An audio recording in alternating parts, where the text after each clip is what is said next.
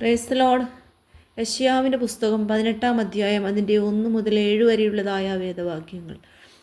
അയ്യോ, കൂശിലെ നദികൾക്കരികെ ചിറകു കിരുകിരിക്കുന്നതും കടൽ വഴിയായി വെള്ളത്തിന്മേൽ ഞാങ്ങണ കൊണ്ടുള്ള തോണികളിൽ ദൂതന്മാരെ അയക്കുന്നതുമായ ദേശമേ, ശീഘ്രദൂതന്മാരെ, നിങ്ങൾ ദീർഘകായന്മാരും മൃദുചർമ്മികളുമായ ജാതിയുടെ അടുക്കൽ, ആരംഭം മുതൽ ഇന്നുവരെ ഭയങ്കരമായിരിക്കുന്ന ജാതിയുടെ അടുക്കൽ, അളക്കുന്നതും ചവിട്ടിക്കളയുന്നതും നദികൾ ദേശത്തെ വിഭാഗിക്കുന്നതുമായ ജാതിയുടെ അടുക്കൽ തന്നെ ചെല്ലുവിൻ.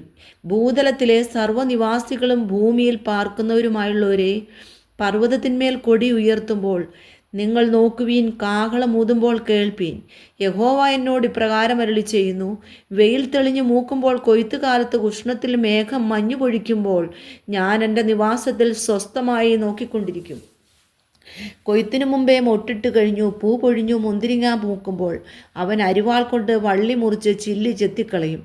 അതൊക്കെയും മലയിൽ കഴുകിനും ഭൂമിയിലെ മൃഗത്തിനും ഇട്ടുകളയും. കഴുക് അതുകൊണ്ട് വേനൽ കഴിക്കും, ഭൂമിയിലെ സകല മൃഗവും അതുകൊണ്ട് വർഷം കഴിക്കും.